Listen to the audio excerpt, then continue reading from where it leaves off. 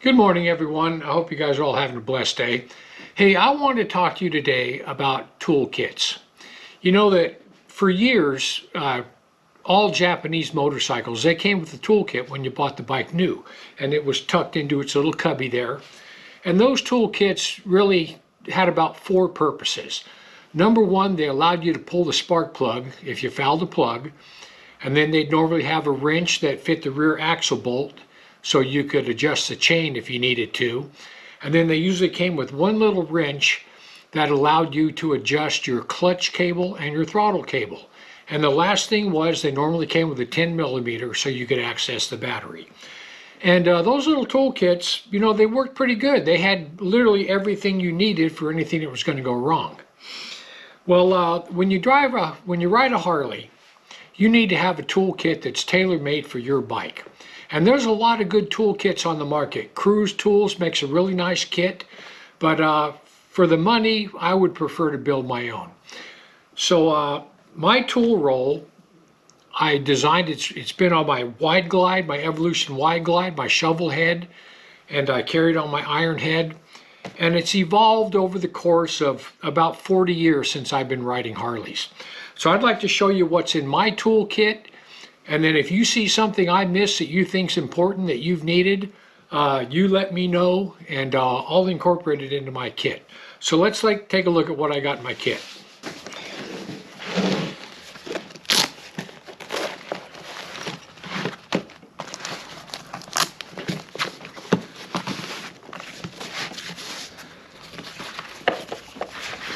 Okay.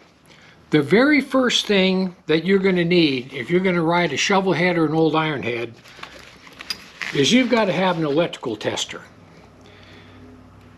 Almost any problem you're going to have going down the road on one of these old bikes, it's going to be electrical. And so I have an electrical tester, 12 volt, the little light that lights up, so I can troubleshoot the electrics. Next is I have a good assortment of wrenches that is tailored to my bike. Like this one right here, I put a torch on it and bent it 90 degrees so I could adjust the flange clamps on the exhaust pipe and also the exhaust pipe on the shovel.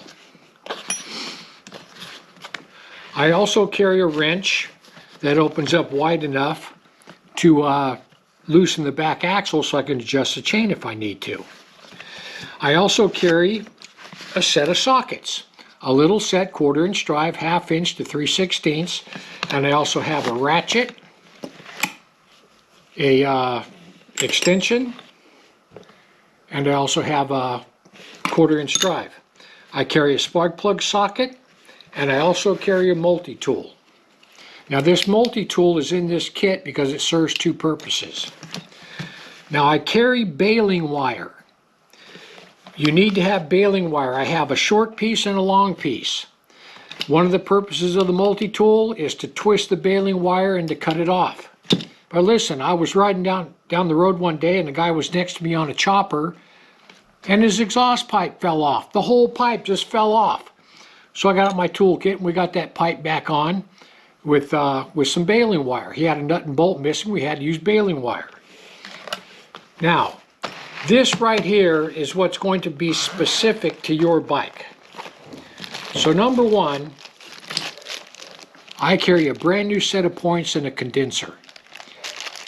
I've had 2 iron heads and a shovel head that all came with points. I never put electronic ignition in a bike that came with points and a condenser. I'm 71 years old. I've been installing points on small block Fords, small block Chevys, Pontiacs, everything. I understand points. I love them because if they break, you can fix them. If your electronic ignition breaks, you're calling a tow truck. The next thing you want to carry is zip ties. Zip ties are pretty good, but listen, zip ties won't work on an exhaust system that's hot. They'll melt. That's why you have the baling wire. But you need some good zip ties. You also need electrical tape. Comes in handy for a lot of stuff.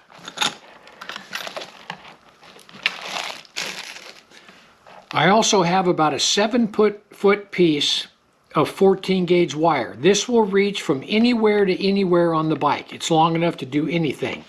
And I also have an assortment of crimps. Eye loops, just everything. A nice little assortment of electrical crimps, so if I have a problem and I burn a wire, I can replace it. That's the second thing the multi-tool is used for.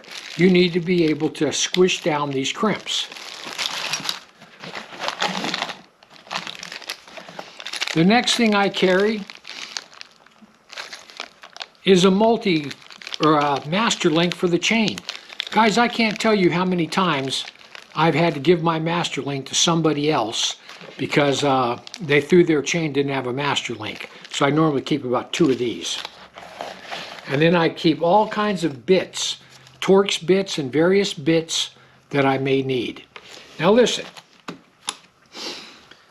you'll rarely ever need your toolkit. I think I've only had 2 times where I ever had an issue.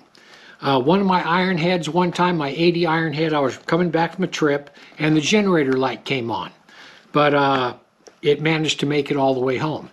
And another time on an 85 wide glide, I had the rear brake lock up. So I took the wrench, opened the bleed screw, took a screwdriver, tapped it in there, opened up the brake pads, and I was able to drive it home on the front brake. One thing about a toolkit, if you have it and it's fully equipped, hopefully you'll never need it.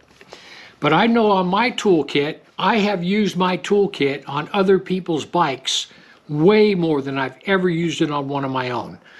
There's always some guy coming through the campground or something say, hey, anybody got a master link? Anybody got a set of points? But you'll wind up using your toolkit on other people's bikes.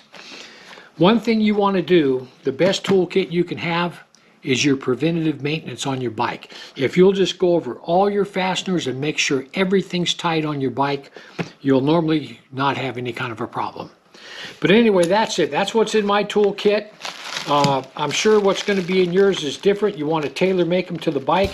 Oh, you also have a piece of sandpaper to sand your points. But anyway, that's what's in my toolkit. So if I forgot anything, or if there's anything that you carry in yours that you think is real valuable, let me know and I'll put it in this one.